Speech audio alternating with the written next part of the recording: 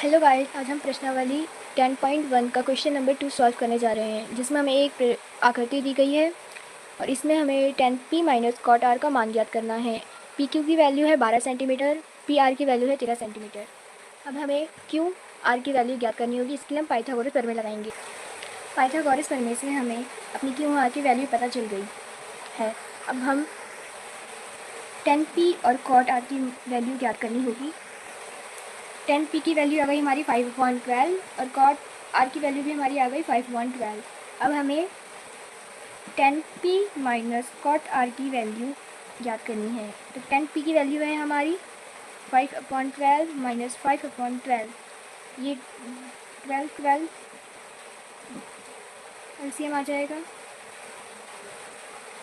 और 5 माइनस 5 तो हमारा आ जाएगा 0, ये पूरा 0 हो जाएगा। ये हमारा आंसर है। अब क्वेश्चन नंबर 3 की ओर चलते हैं। इसमें हमें साइन ए की वैल्यू दी गई है जो है 3/4 और हमें कॉस ए और टेन ए का मान ज्ञात करना है। हमें साइन ए की वैल्यू दी गई है जिसका मतलब 3/4 मतलब लंब बटे कर्ण। तो हमें दो भुजाओं का मान तो पता है। मान लिया हमारा ये ABC एक वो त्रिभुज है जहाँ कर्ण की वैल्यू 4 सेंटीमीटर और लंब की वैल्यू 3 सेंटीमीटर है।